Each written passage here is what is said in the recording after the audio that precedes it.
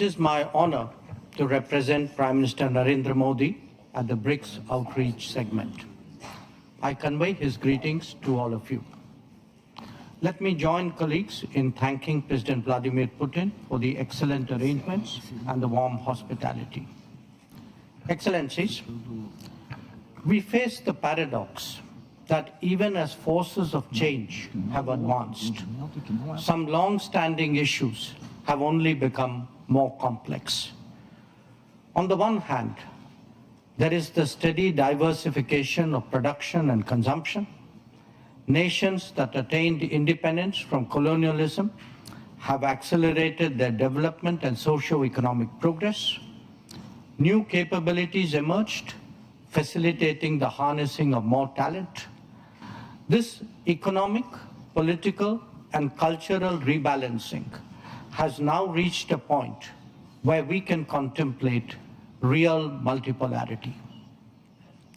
The BRICS itself is a statement of how profoundly the old order is changing. At the same time, many inequities of the past also continue. In fact, they have assumed new forms and manifestations. We see that in the access to developmental resources and modern technology and efficiencies. Let us also recognize that the benefits of globalization have been very uneven.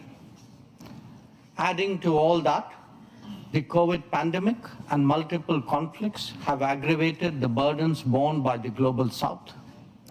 Concerns of health, food, and fuel security are particularly acute.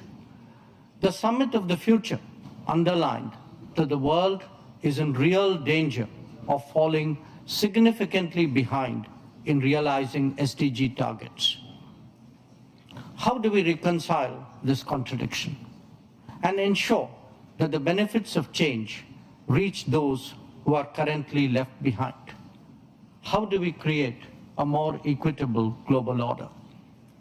First, by strengthening and expanding platforms of an independent nature, and by widening the choices in different domains and minimizing undue reliance on those that can be leveraged. This is really where BRICS can make a difference for the global South.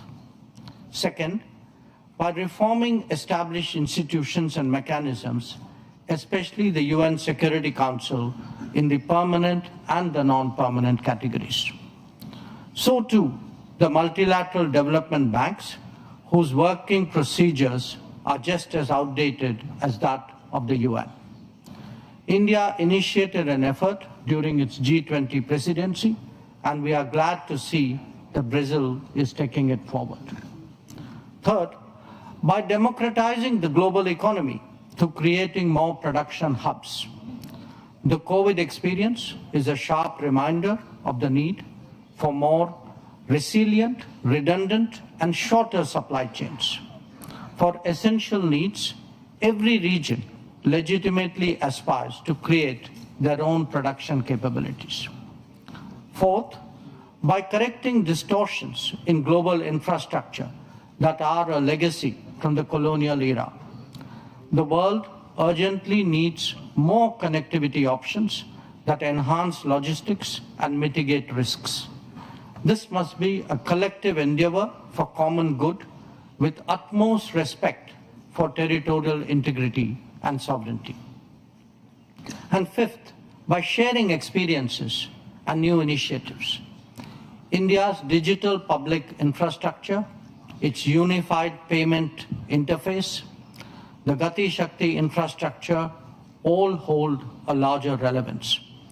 The International Solar Alliance, the Coalition for Disaster Resilient Infrastructure, the Global Biofuel Alliance, Mission Life, and the International Big Cat Alliance are similarly initiatives of common interest.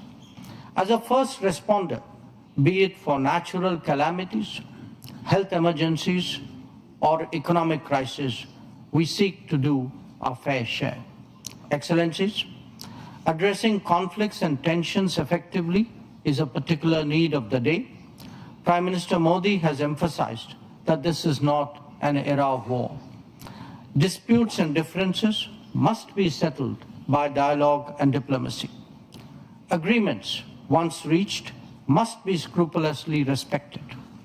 International law should be adhered to without exception, and there should be zero tolerance for terrorism. Excellencies, the situation in the Middle East, West Asia for us, is an understandable concern. There is a widespread anxiety that the conflict would spread further in the region. Maritime trade has also been deeply affected. The human and material consequences of further escalation are truly serious. Any approach has to be fair and durable, leading to a two-state solution. Excellencies, we meet in difficult circumstances. The world must be prepared to think afresh on long-standing challenges. Our gathering is a message that we are indeed prepared to do so. I thank you for your attention.